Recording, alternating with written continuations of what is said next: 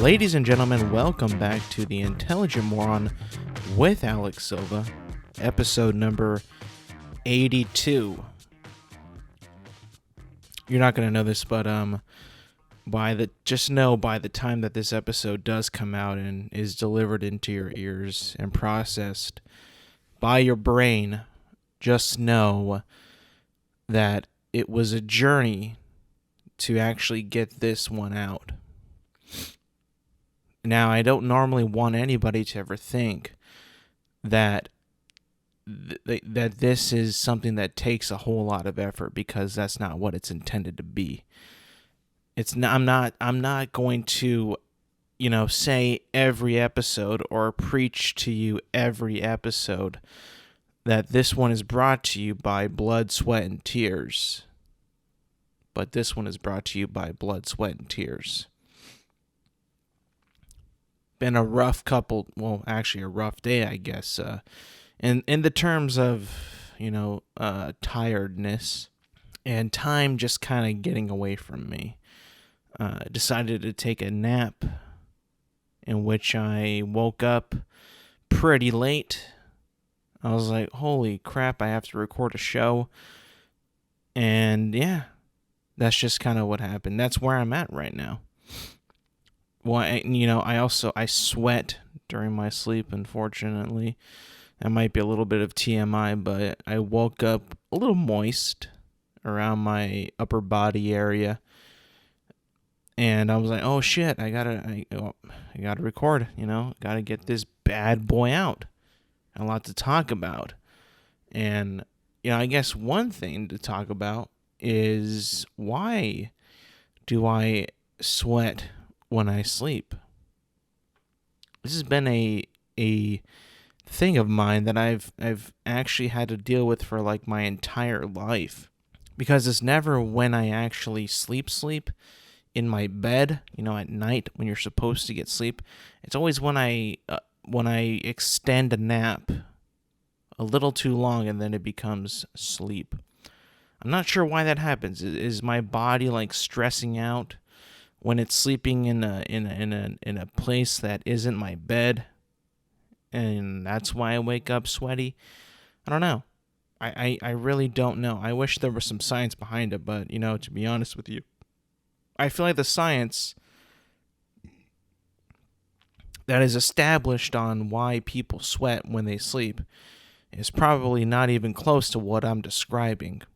It might be just because it's hot, which I know that it wasn't, because I had a blanket on, which means clearly it was chilly. That way, because I had to bundle up, because my living room is actually pretty cool.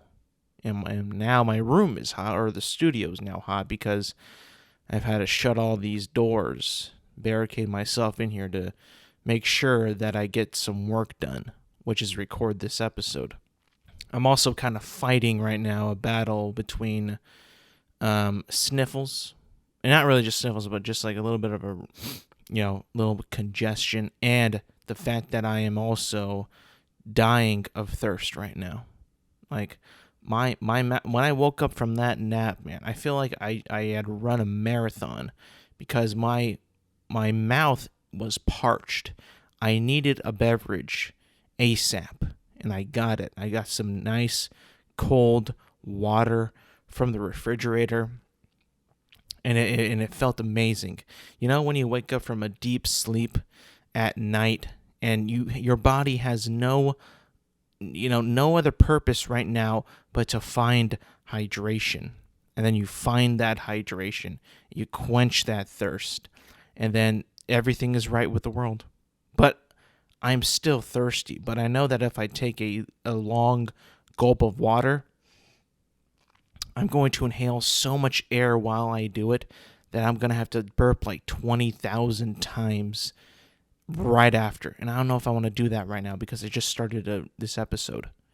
I don't know if I want to open up the floodgates and open up the show with a burp fest. That tends to happen when you drink aggressively like I do. I don't mean to drink aggressively. But when I need to hydrate myself and I need to put some water down and I need to get my energy levels back up and hydrate, man, I'm gonna suck up some air while I do it.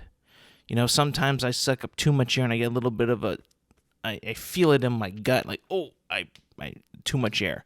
And when I burp, it's a relief. But sometimes when you just going ape shit, going ham, it just kind of happens. But that's my mentality.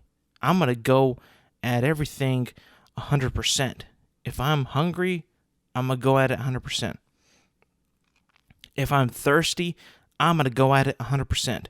If I'm tired, I'm going to go at it 100%. None of this 20-minute power nap bullshit. Even though I should probably be doing that. Only because I have no other way to approach life than at 100%.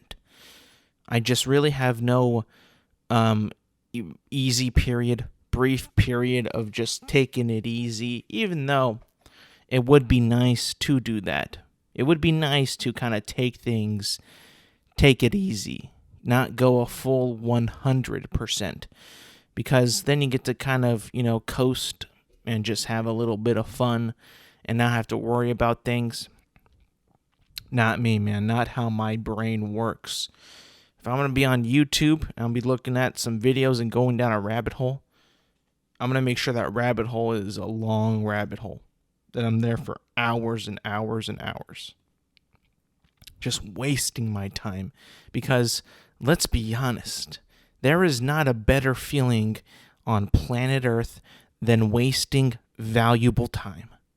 When you have stuff to do and tasks to complete, there is nothing better than wasting that time away. Or if you have a brief half hour to just consume as much bullshit content on the internet as your very little heart desires, when you could be doing something productive. You could be finishing up some work or an assignment or talking to somebody that you need to talk to or paying off a bill. There is nothing, and I repeat, nothing better than wasting time doing something that means absolutely nothing to you and doesn't contribute to your actual life itself at that moment. Nothing. That's why being lazy is so fulfilling yet so regretful at the same time. There's no other thing on the planet that I get absolute joy from and regret at the same time, or if not at the same time, shortly after. I remember this back in the day when I was a mere lad, a small child, in fact, in school, and I would have papers and assignments due, and I would need to get them done. I would need to finish them at that very second. But no, I would either go on social media or watch a YouTube video and be like, I can get to it later. When in reality, I really can't. I really can't. I need to get this done right now, or else I'm going to be up late, and I'm not going to have a very enjoyable life for the next day or two because of the lack of sleep and the lack of rest.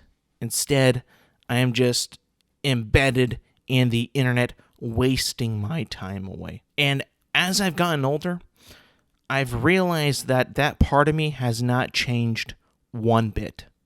Not one single bit. And I don't know if that's my gift or my curse.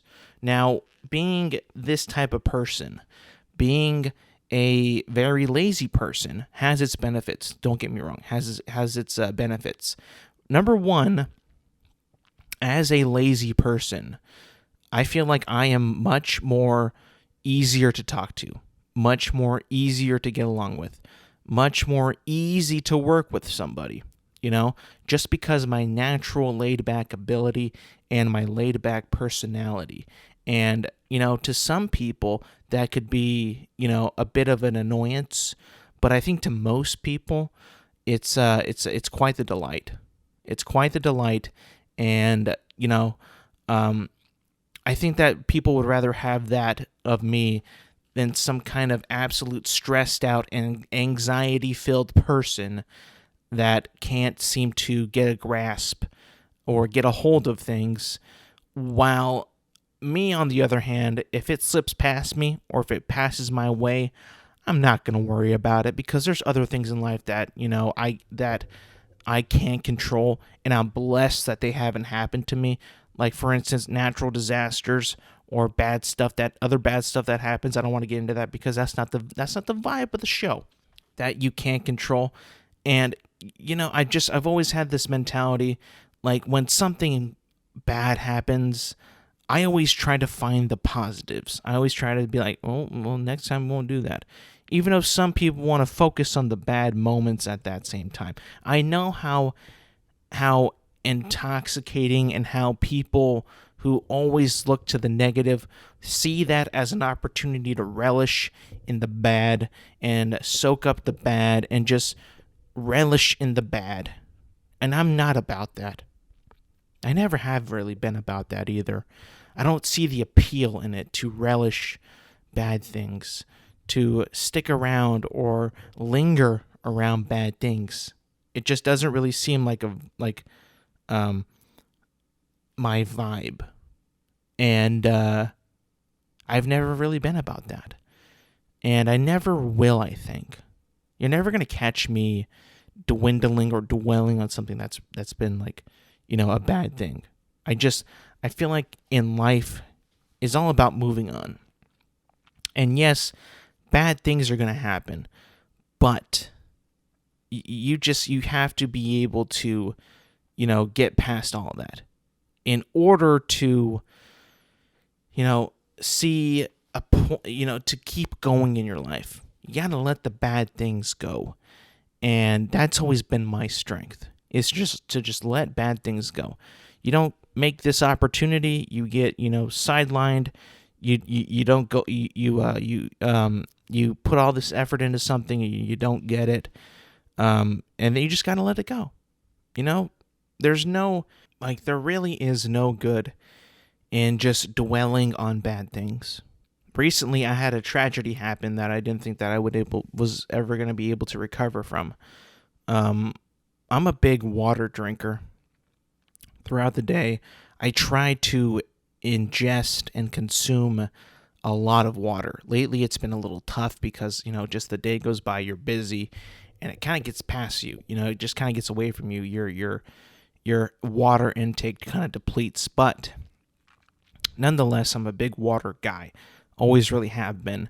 And I have a hydro flask, 32 ounce, big lid with the straw kind, that it's super easy to just, house water. That straw is so nice. It's easy. You don't got to worry about spilling all over the place if you have to, traditionally put it onto your mouth and tip it over and drink water that way. It's a nice and easy way to consume water, especially if you're on the go and you're moving, you're driving. It's a real quick and easy thing. That way you don't got to worry about, not spilling water all over yourself in the car or wherever you're at. But lately, tragedy struck. The sealage and the insulation on my hydro flask has been breached by forces I have no idea of what, but my hydro flask now does not keep my water in there cool. Therefore, if it's in a slightly hot region of the world, the water that is in there will gradually change in temperature, in that being rising in temperature, and that will cause my hydro flask to geyser and to overflow at the top where the straw is. And that happens pretty much every time I use it now. I don't know what has happened. I don't know how it happened. And I don't know, if there's a way to fix it. But essentially now, I can't go with more than, a little bit without having my water bottle just geyser and being like a death trap. Like if I somewhat forget that it has geysered and it has overflown with water at the top, I'm going to just make a mess all over myself. But luckily, with my strong will and ability to forget the bad stuff and just go for the good stuff, I have another hydro flask that is open mouth.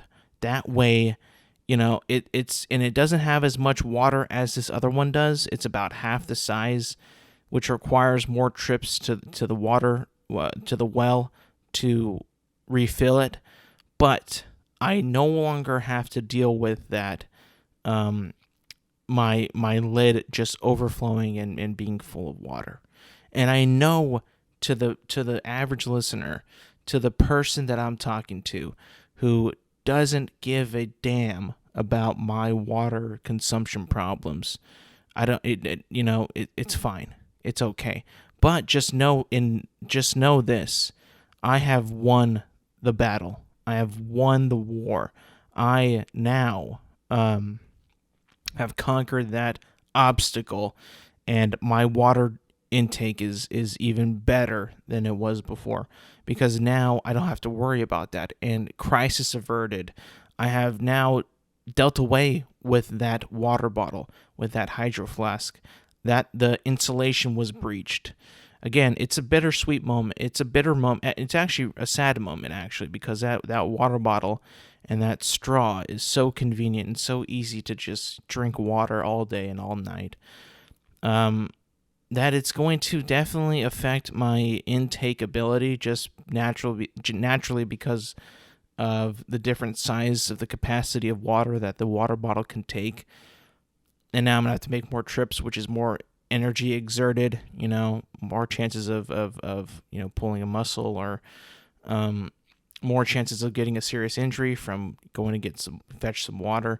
But, I don't have to deal with that problem anymore. That problem is now gone, which is a big lift off my shoulders. I mean, I have to, you have to imagine that somebody whose life was just, abruptly halted because the fact that, my hydro flask can no longer carry on and no longer, be a part of my daily life. And now I have to switch over, essentially revert back to what I had before.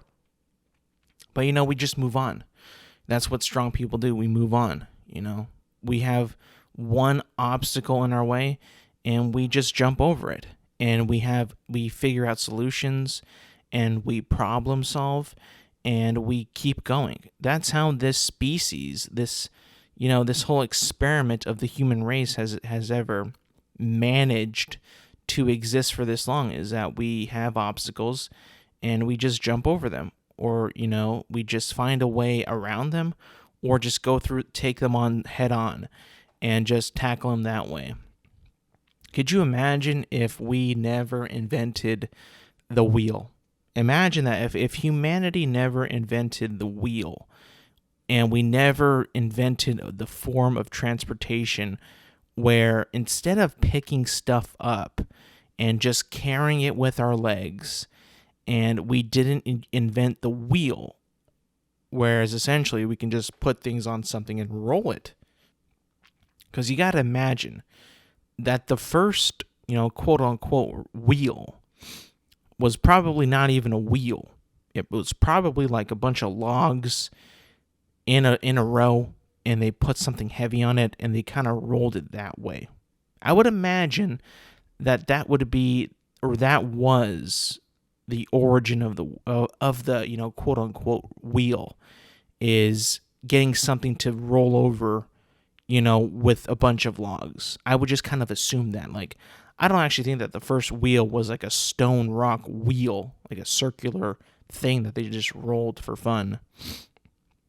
Unless I'm completely wrong. And if I am wrong, I hand up. I just, I'm spitballing here. I just think that, there's no way. I mean, not to bash on the human race back in the day, but, I just kind of see it more as a bunch of logs, and it not being an actual wheel in the beginning. You know what I'm saying? I just kind of get that vibe. And, you know, that's what I'm going to roll with. That's in my mind, that's reality. That is accurate. That is a fact, even though it might not be. But I'll have to look into it. I mean, like, and I can't be spreading this kind of misinformation, you know. You're not supposed to take the show very seriously, and I hope that none of you are. But in the case you do, and you tell your friend, hey, this guy told me that the first humans used a bunch of logs, and that was the first wheel, so I'm gonna go with that. That's incredibly not advised. Don't do that. Google it or do something. You know, don't just take my little old advice, because I might be incredibly wrong, and if I am, I do apologize. But that being said, I feel like someone else has a lot of apologizing to do. And this has been kind of going on for the past week, and I'm kind of late to it, but I kind of wanted to just, vent a little and talk a little bit about it. And it is this Olivia Wilde versus Shia LaBeouf Hollywood story that has been that has been going down, in the recent week, and the drama that has ensued around the movie that Olivia Wilde has directed and Shia LaBeouf was apparently going to be starring, but is no longer for reasons that both of these people have, why they exited the project. The movie is called Hello, Darling, or you know what? I'm blanking on the name of the movie right now. Let me just Google that real quick, because it's got Darling in it, and it's got a pretty wild cast. If I could talk and type at the same time. It's a movie that she's directing, by the way. I don't think she's starring in it, but she's definitely directing. And this is coming off her movie that she also just directed, that put her on the map as a director. It was a Booksmart that came out in 2019. And this is going to be like her big follow-up in terms of directing, Where is it? Give me 1 second, people. This is very important. Oh, it's called Don't Worry, Darling. And it's got a bunch of like young talent in there. You got Harry Styles, Florence Pugh, Gemma Chan, Chris Pine, and it's like this about this, like, it looks to be like some kind of like simulated world where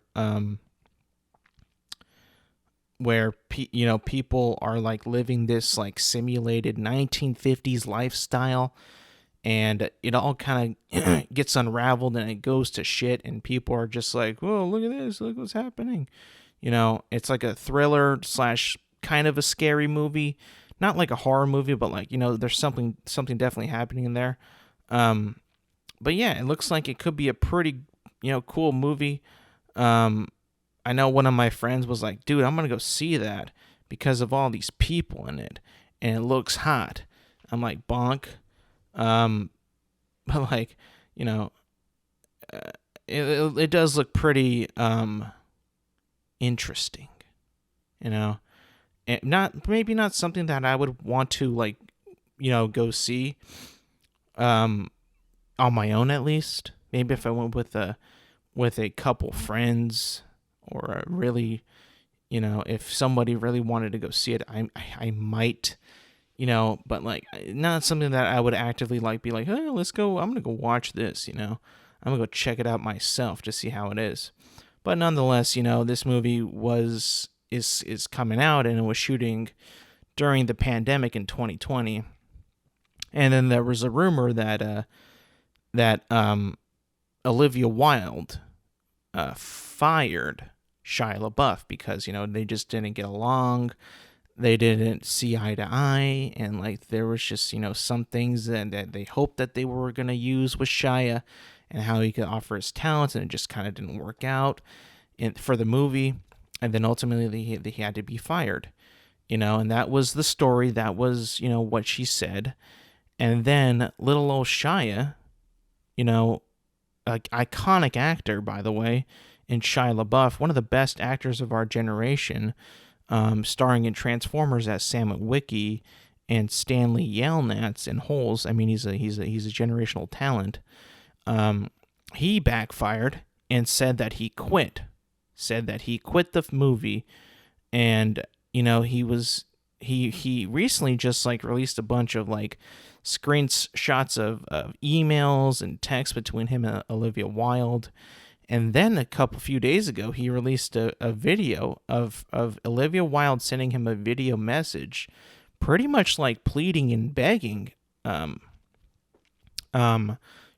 to come back to film their movie, Don't Worry, Darling. And in that video, she also kind of, well, not kind of. I mean, I wouldn't know why she would say this if it wasn't, directly at this person.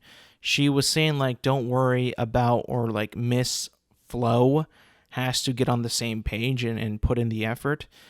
When I hear Miss Flo, I immediately think of Florence Pugh. And I'm like, okay, well, clearly, there was some riffing between all three of these people. Now, I don't know really the full story besides that. I only know fragments, and what I just told you is all I really know. So there's two butting heads of stories right now. Is Olivia Wilde fired or fired Shia, and then Shia saying that he quit.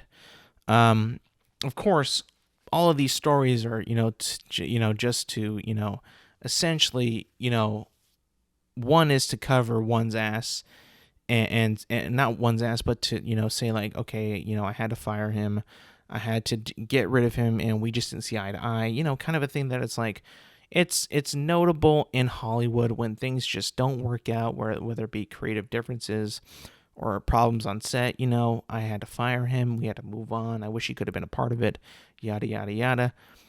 But then Shia's no, I quit because well,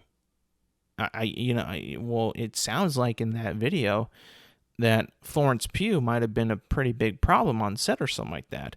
So now it's no longer, routinely we have to part ways and I had to fire him. It's oh, there was drama and potentially conflict on this set.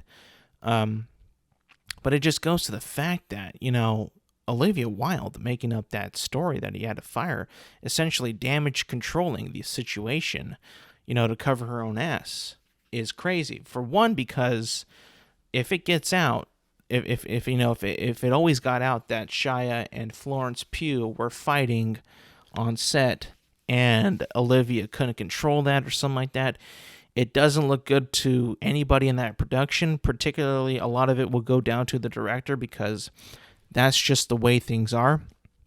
Same with in sports. If a sports team performs badly, it's always to blame on the head coach. Immediately the head coach gets blamed. It's never the stars, never the producers. It's always the director. The captain, the person who's actually making the movie happen. So that immediately gives a little bit of bad light to her.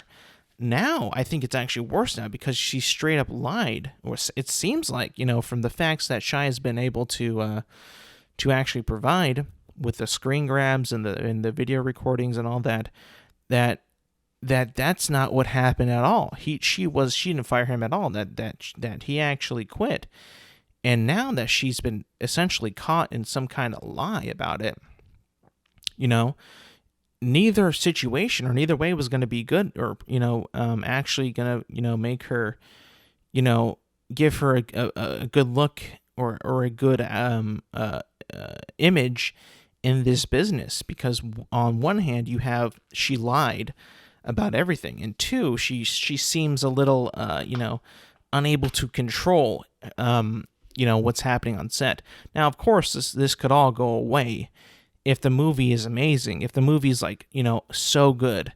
And I think because the natural appeal of the movie, how it looks good, it looks thrilling. It's got a bunch of beautiful people in it. Of course, people are going to see it, even if it's terrible. Some people will just go see it. And especially now with all this, this drama happening, with the movie, not even about the movie, but just the production of the movie, that's also going to gain a bunch of, I think, ticket sales. But if it bombs, if it actually bombs, it makes no money for the studio and makes no profit, nothing back. And with all this drama, man, I think it's going to be really, really tough for Olivia Wilde to get back in that director's chair, because it just shows an entire like mishandling of the entire situation to lie about that, and to not think that Shia LaBeouf wasn't going to come firing back, because he came firing back with facts and truth. And it's like, whoa. I mean, I haven't heard if Olivia Wilde has responded to it. I've just kind of seen like the headlines and the videos and read some of the screenshots about it, actually pleading like, come back and come back to my movie, let's make this work. And I gotta tell you, man, that part in that video when she says Miss Flo, oh man, I mean, how big of a problem is Florence Pugh on these movie sets? Like, was she actually that terrible? Was she like that big of a problem? And if that is the truth, will this influence or affect other studios and directors from wanting to work with Florence Pugh? Like, this is insane. Like, this is a whole, like, shakeup. And you know what it is? It's a bunch of entitled people just, putting out their personal problems out there. And, not really meaning to. It all got leaked. But it's crazy that now all their problems that cost so much money and so much, time and effort into making movies is now essentially public. And we get to see this actual like beef between these three people potentially on full display. It's quite amazing, but so Hollywood if you think about it. Of course they're going to argue like this. Of course they're going to argue like how you argue with your friends throughout your entire life. Well, if they're not gonna, get along, I might have to, well, let's make it work. Let's make it work. Come on, he's not that bad or she's not that bad. It's basic, like, problems when you're younger and when you're with your friends. It's just, on the set of a movie that costs millions of dollars to make, I don't know. I feel like, it could either go two ways. One, the movie is killer and makes a bunch of money because of the natural appeal of the movie, plus the drama that ensued it, and that people want to see that, and also because, or it could not make any money, or actually no, adding on to the making money because they wanted to see, if that any of that drama translated onto the screen, because I know that I think the studio released a clip of the movie that had like that was a little too on the nose of the entire situation. It was between Harry Styles and Florence Pugh, and it was just a bizarre clip to release. It almost kind of, you would think that they knew what was happening with the whole conversation around the movie making, the making of that movie, that they just kind of had to post it. I never thought that they would have done something like that. But, I guess if if this is the way the movie's gonna go, if that's the uphill battle that's got to take, and they're like marketing's like, okay, well, this is how people perceive the movie now. Let's put this out. Let's see what people say. These people, normally for the most part, these marketing people are pretty damn, I wouldn't say smart, but they definitely know what they're doing for the most part. They definitely know what they're doing. In terms of like the story behind the movie and the how it's being received, and it's not even really out yet. How the gossip and the news around it is being received, and it just shows like how quick studios can just jump on it and either try to calm it down or feed into it. It's pretty crazy. But ultimately, the second reason of why they wouldn't want to see it is because people don't care about Hollywood drama that much.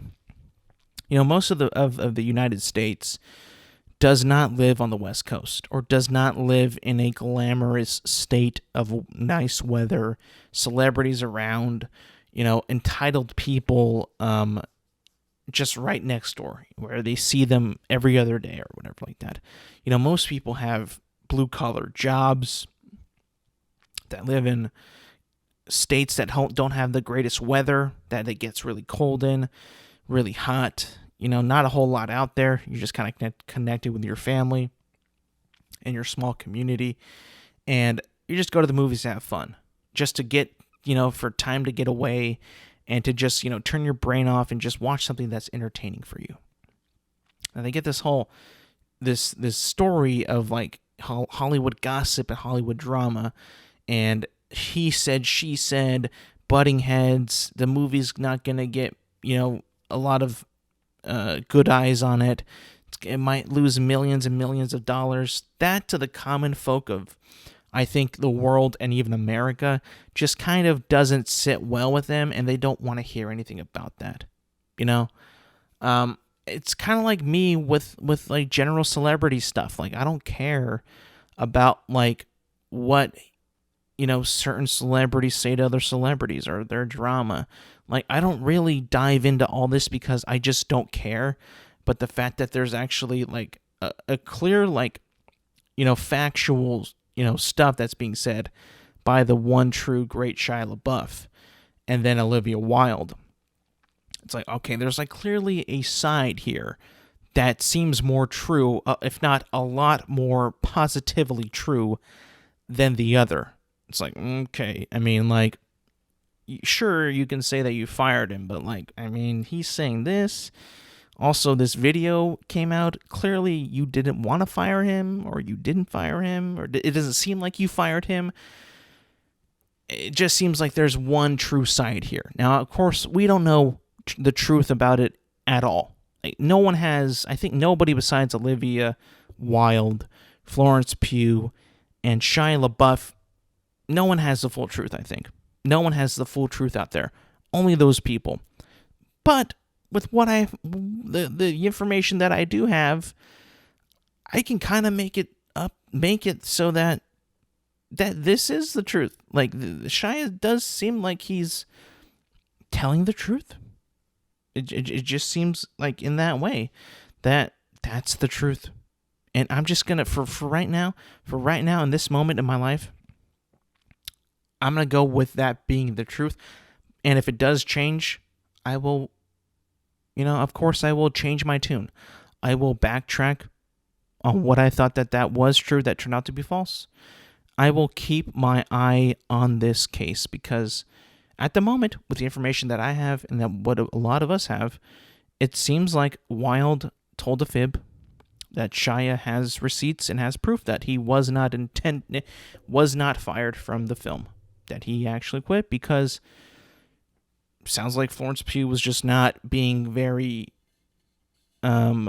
wasn't really putting in the effort for the team to make that movie, And, granted, credit to Olivia Wilde for actually making a movie that seems so original that it brings my movie-loving heart joy.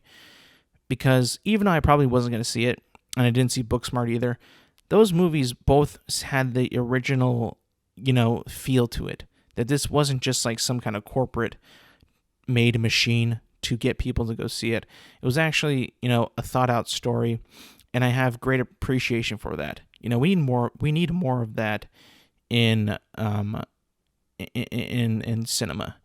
And if it was going to be Olivia Wilde, I mean, that's even better. I mean, she definitely had like the chops to make more and more movies, bigger and better movies, given the time and the budget, and given the resources as well, and the actors and people who wanted to work with her. She definitely seemed like that in my eyes, because she was an actress before she still is an actress, but like she had a bunch of like movies with like rom-com type movies, comedy movies, and for her to like transition to like this serious like directing and all that, it's pretty cool to see. I do truly like really cool to see that happen, because then you get a whole side of the person, and you really get to see them flourish, and you really get to see their creativity. And it's like, whoa, she definitely does have something here. Like, this is definitely not just like a one-trick pony type of thing. Like this, like, as bonkers as this movie was, as bonkers as I probably wouldn't have seen it, myself, definitely looked like it had an appeal, that and it could, be something special. But that's just my thoughts on that. Whenever we get the full truth, whenever we get the full story of what happened, of course, I think that I would come back to it and tell you what I actually think. But for now, it does seem like it's going to Shia's way, I think. Which, by the way, whoever says that Shia is not a good actor can kiss my ass. For real, though, like, honestly, like, Shia LaBeouf, as much problems as he has had in his life, and a lot of those problems have been self-afflicting or self-caused, however you say that word, where it's your fault that these problems happen or that they're happening. Shia LaBeouf is one of the greatest actors working today. It's true. Look, you can say he has been in some really bad shit lately, with his personal life, his professional life, whatever you want to say, whatever you want to make up, or whatever you want to slander him with anything, or tell me that he's a bad person. He's a phenomenal actor. He really is. You know what it is? He has a natural command of the viewer and the screen. And whatever he is in, whether it be Holes, Even Stevens, Transformers, Fury, Eagle Eye, what else? Peanut Butter Falcon, even though I've never seen it. But the movies that I have seen with him, and particularly Fury, there is no bullshit. There is absolutely no bullshit when it comes to his acting ability. I truly think that he is phenomenal. Now, he has some personal demons, which, everybody does have. But for the most part, the dude is a solid actor. I think that he could be, one of the actual greats in this business, because there is, again, no bullshit in his acting ability. He brings it every time. When he brings it, dude, he's phenomenal. So I don't want to ever hear this slander or this back talk or this trash talk or, God forbid, shit talking on my boy Shia LaBeouf. There was no... Say whatever you want about Transformers. Those movies significantly tank without Shia LaBeouf. As good and as cool as Mark Wahlberg is, he is not replacing Shia LaBeouf in that franchise. I'm sorry, he's just not. Like, you can't tell me that the Transformers movies were as entertaining and as cool with Mark Wahlberg rather Shia LaBeouf. Like, there's just no way. The studio thought that Mark Wahlberg would be an instant fill-in to Shia. They were absolutely wrong. Clearly wrong. Because what Shia brings and what he brought to that role of... If you watch all the movies with him in it, he absolutely is a part of that story. And when you take that character, Sam Witwicky, out of that story, and you just shoehorn some mechanic inventor in Mark Wahlberg in this movie, it doesn't work. You got to have that connection with him and Bumblebee, Shia and Bumblebee in those first three films. As bad as the second one is, and it can be very bad at points, Shia is the best part of it. Shia, when he's having that Transformer all-spark seizure in the classroom, it's phenomenal. His acting ability is off the chain. It truly is. And I know some people will absolutely laugh at this take, but I'm just telling you that he's a natural talent. He is, and he's still acting out there. He definitely has the ability to be one of the better actors out there. He has to get, past his demons, which he has some, like everybody else does, but like it just seems like this, occurs a little bit more with Shia than we would like to see, and it just seems to kind of hold him back from his acting ability and his career in general. But I'm a Shia believer, man. I'm a Shia believer in that situation with that movie, and in his acting and movie star ability. Shia is the man, and he has always been the man since I've seen him in Holes. He is the dude. So this is a pro Shia podcast. I'm pro Shia LaBeouf. I want Shia LaBeouf to be in more movies in a leading role, because he definitely can do it. You know, he has an incredible range of acting, and you know, he just, people just overlook him because of stuff that happens, you know, in his personal life. We're just like, get out of here. What do you, like, you act like as if you have no problems either. Like, you act like you're so entitled that whatever you do is a godsend, and whatever he does is just a mistake, and you know, it's an embarrassment. It's like, get the hell out of here. What are you talking about? But again, that's just like the journalistic mentality. That's just kind of how it, you know, the game plays. You gotta sell some dirt. You gotta sell some stink in order to make yourself well known out there. And that's another topic for another day. One last thing before I end the show today. One last thing, and I haven't spoken on it since it's been a while. Actually, I haven't really teased it at all. I haven't really mentioned it all that much, but I think I've mentioned it like maybe a couple times here and there. But we are now getting to my favorite time of the year, and by next week, you know, exactly 1 week from now, the NFL season will have kicked off, and you know, I'm here to finally bring back weekly NFL talk, because I'm actually super excited for the season. I'm super excited for the change in the weather, along with seeing football on Sundays, to actually like be now a part of my life. Even though the weather here in California is not going to change for a little bit longer, which I think this weekend's going to be like 111 where I live. Pray for me, people. Pray for me that I don't have a heat stroke and, you know, keel over. That's why I'm drinking a lot of water, you know. You got to prepare your body. But nonetheless, football will be back next week. By this time next week, football will be back. And I'm just super excited. I've been consuming football podcasts. I've been watching SportsCenter more often. I've been keeping up with, you know, football, you know, the Pat McAfee show, and keeping up with the storylines. And I'm just so ready for football, man. I mean, don't get me wrong. I've been enjoying these last couple of days watching the Dodgers play.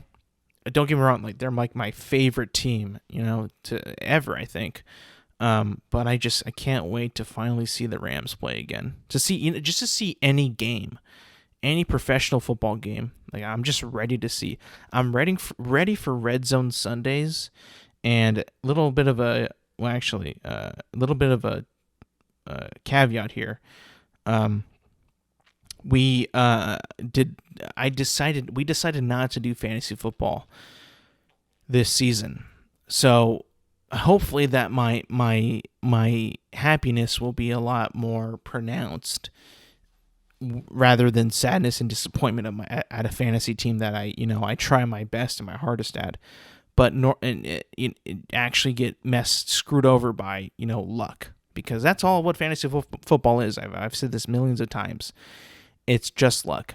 And the fact that I don't have to worry about that, and I don't have to prepare about that or set up a lineup, I can just watch football for the love of the game. Oh man, it just makes me absolutely happy that I get to do that. And you know, I always say that, but I always say to myself, I could have been in a league. I could have been in a league and have fun. And maybe if I joined a league right now, I could probably win that league. But it happens every single time after that. I implode, or I just deplete energy, and I become an embarrassment in the fantasy league. So it's like, well, on one hand, I feel like I can win the entire thing, but in reality, it's like you have nothing you don't have anything what it takes to win fantasy, which is luck, essentially. And I'm the most unlucky person on the planet, so there's that. A couple teams that I'm looking at right now to be some of the better teams and in the league. Number one, the Rams. I know that we no longer have Von Miller, and I don't think that we have Odell Beckham Jr. anymore. I think he's now passed. I don't see him in any in any of the team pictures. I don't see him in anything. So I'm let me just make sure that that's not true. That's true, because I recently just saw pictures on social media of him his number 3, I believe, not being his. But I'm gonna check it out right now because I don't know. Looks like he's I don't know. Yeah, I can't tell if he's on the team or not. He might not be. Let me look it up right now. This is super embarrassing as a Rams fan. Is Odell Beckham playing? Well, he's not playing now because he has a torn ACL, and that's probably going to cost him the entire season. So there is that. But to the fact to as much as him not wearing his number anymore, or at least somebody on the Rams wearing his number now. It's kind of, maybe he won't even stay. He's always kind of flirted with like leaving the Rams too. Like I like kind of hate him because he's a great player and he makes a ton of catches and can really like juice up the offense. But lately he's been like flirting with this thing where he leaves a team to go play for another team, and just like I feel like that happens way too much and it goes public way too much for my liking. And I'm like, like are you really gonna be like determined? Are you gonna be in for this team? Or are you just like kind of toying like with everybody's, everyone out there, and like saying, oh, what if I teamed up with this guy, or like could you imagine me and this guy? It gets to the point when you're a fan of that team, it's like, okay, dude, like you clearly like you just want to like go wherever you can like have a good season, and it's like, okay, I mean, like you just like you won a Super Bowl, and Matt Stafford has like been your best quarterback in your entire career, and you already want to like jump ship to other teams that could potentially have better stat wise quarterbacks. But like, I mean, you recently had a pretty damn good year. You won a Super Bowl, in fact, with Matthew Stafford. So it's like, it just kind of rubs off on me the wrong way. I don't like that. A couple of other teams, the Buccaneers are going to be pretty badass. I mean, Tom Brady just came back from that 11-day personal absence. Who knows what that was about? Definitely seems like it could have been something major, or also just like nothing at all. Tom Brady's really private, so like if it is something important, you will not hear anything about it. And if it's also something that's not important, you also won't hear it either. But that's just the beauty of Tom Brady, how his work, how he's so professional about all this, that he's like, yeah, I took 11 days off because I'm 45 and I need to. That was his excuse, or that was his reason. It's like, okay, man, I mean, that's your reason. I'm not going to knock on you for, potentially like putting the team in jeopardy or whatever like that. It's like, okay, then that's your reason. There's no reason for anybody to like be like, oh, what's he talking about? What's going on? I don't know what's happening now. What are we going to do? It's like, calm down. Just relax. It's going to be okay. The Buffalo Bills, to me, seem like they are going to be in the running in the AFC to be in the Super Bowl. I think that this might be the year that the Bills and Josh Allen make it all the way to the Super Bowl. At least make it there, because number one, the Chiefs don't have Tyreek Hill anymore. I know he is not the entire team, but you can't deny his impact on every single game they had this year, or virtually nearly every single game that they've had this year. He has been a focal point of that Chiefs offense, and him not being there is going to be a spot that they have to fill. I mean, it's just a fact. As good as everybody else on that team is, you lose somebody like Tyreek Hill. I mean, like, you're going to be not as good of a team. It's just a fact, And they also lost Tyrann Mathieu. He's now with the Saints, so it's like their defense is not as good either. So it's like it's going to be a little bit more of I think, an uphill battle in terms of, winning that conference. But never count out Patrick Mahomes. I know he had a pretty down year last year, so we'll see how he responds to that year this year. I think he's gonna be, he might have contention to running for MVP potentially, but we'll see. I think that loss of Tyreek Hill and the loss of the potential, big play in his back pocket, big deep ball to Tyreek Hill is going to be gone. So like that could probably hinder that ability to get that award, even if he if he even cares about that, which I doubt that he even does. I think that the AFC West is going to be an absolute bloodbath, because you got teams that I think that are all pretty evenly matched in terms of offense and defense that could battle each other for that crown. And the thing is, with that division, I don't see any of these teams being elite teams, really. Like, every team I see there has the potential to be an elite team, but ultimately in the past few years and I know that they're completely reworked teams and all that, and they have new players and all that, but I think that, and when it comes to the Chargers, the Raiders, the Broncos, and the Chiefs, well, I guess maybe the Chiefs, but like between those other three, like they all have flaws that have prevented them the past few years from dethroning the Chiefs, that even with this new shakeup and with the new quarterbacks there and the new coaches there, that it's going to be an absolute bloodbath in terms of the division. But I don't know that either of those teams besides Kansas City has what it takes to actually dethrone Kansas City, even though Kansas City is now not as strong as they once were in terms of who they have on their roster, in terms of like big name like Tyreek Hill and Tyrann Mathieu. But I don't see any of those other three teams dethroning the Chiefs just yet. It's going to be an interesting division, but I just don't see it yet. I think that the Cowboys are actually going to win that division, the NFC West, handedly. And who knows, man? Who knows? What if the Cowboys are actually good this year? What if they're good and they make some records broken? Maybe Dak has a career year.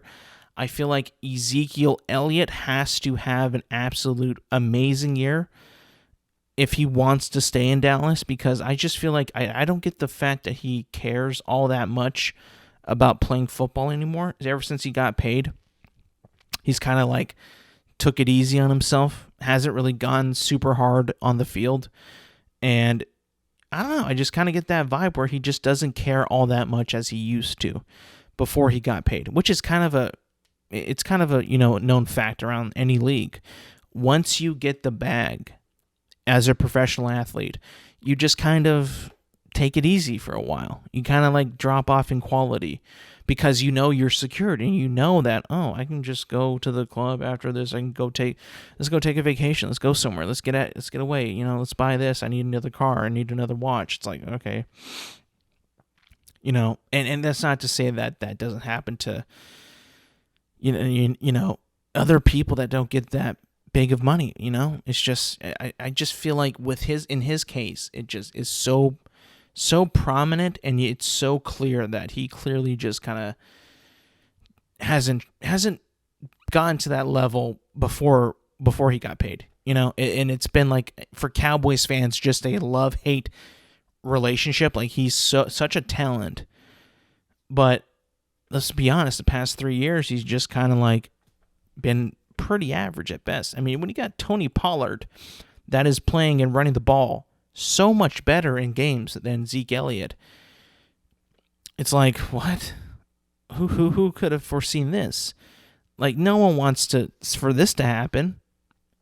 I don't know. I just feel like if the Cowboys can figure it all out and figure out their head coaching stuff and not let Mike McCarthy ruin their season, they could probably win a lot of games and maybe make a deep playoff run.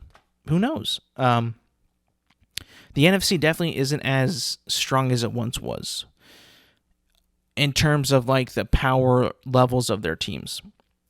You know, besides the Buccaneers, I guess the Packers are still pretty good, even though, like, you know, it was recently reported that they don't really have a true wide receiver one, like a number one wide receiver. Devontae Adams is with the Raiders now. And Matt LaFleur has been like, we don't really have a clear-cut number one on this receiving core. That was so interesting to me because we've had nearly a decade of Devontae Adams being the absolutely number one receiver on that team. Now that he's gone, who's Aaron Rodgers going to throw the ball to? Who is Aaron Rodgers going to, you know, move the chains with? Like, that's a passing team right there. I know they have Aaron Jones in the backfield, but it's like they're a passing team that they rely on Aaron Rodgers to pass the ball. And if they don't have a receiver to catch his passes as consistent and as good as Devontae Adams did, I truly don't see this team getting out or making a big impact or making a big run in this season. I just don't see it. So, who knows? Maybe the NFC won't be, maybe the Packers won't be as good as we think that they are this year. But we said that last year when they got absolutely rocked by the New Orleans Saints in the first game. So, and then they made it all the way to the, you know, the NFC, what was it? It's not the AFC Championship, but before that, they made a big run. So it's like you truly can't doubt that team, you know. Going back to the AFC, I don't really see a whole lot, you know, besides the Chiefs and the Bills. The Patriots preseason hasn't looked that great. In terms of like who might challenge the Bills or the the Chiefs, maybe again the Bengals, but I'm not really sure on that. The Steelers might make a little bit of an impact, but their quarterback situation for me is just probably going to be mediocre. Mitchell Trubisky or Kenny Pickett don't seem to be like very surefire quarterbacks that are going to make an impact in this season. That's just my read on it. And if you go back to the NFC, Arizona to me is a make or break year for Kyler Murray and Cliff Kingsbury this season of what they can do, because they've had past couple years hot starts, look like the best team in the league, and then absolutely implode. You know, after like maybe week 6, week 5, they just kind of stumble. They become a 500 team that make a little bit of a run, and then they just kind of like they just kind of fizzle away, which has always been a thing that's been happening these past few years. There's also going to be a new Call of Duty that comes out on October 28th. So we need to keep our eye on Kyler Murray's form when it comes to that time. If he's consumed so much by Call of Duty, and, you know, we know when it's going to come out this year, and it's going to be Modern Warfare 2 ultimately, and I think the most anticipated in the past couple years. There's a lot of hype on this game. I mean, we'll be able to tell in real time if Call of Duty, in fact, is impacting Kyler Murray's performance on the football field. But it's going to be an interesting season. It's going to be very interesting. It's going to be crazy. I'm here for it though. I'm ready for it. I'm so excited for week 1. Whenever week 1 ends, I'm incredibly sad because I know that it's going to be another year before I experience or I'm going to relive week 1 vibes. I just when it's going to be the first time we see Al Michaels and Kirk Herbstreit on the same broadcast. Joe Buck and Troy Aikman are going to be Monday Night Football on ESPN. Mike Tirico is going to be the number 1 guy on NBC for Sunday Night Football. It's going to be a whole year of news for us, people. It's a whole year, a whole season of new things. And I'm ready. I'm so ready. And I'm going to be so sad when week 1 is over because it's just a first it's just going to be a first for so many things. And all you can do if you're a football fan like me is just soak it all in. Just soak it all in because it's going to be amazing. That's going to be it for me today, folks. Thank you for listening and thank you for watching. Remember, you could find this podcast on YouTube, Apple Podcast, and Spotify at Intelligent Moron with Alex Silva. The episodes drop every Thursday. You could DM me a show topic or an idea on my social medias. They're in every description of every podcast. Rate, review, subscribe, like, and share. Tell all your friends and family to listen and watch the show. It helps a lot. Having a lot of fun with it. But yeah, thank you for listening and thank you for watching. And I will see you guys next week.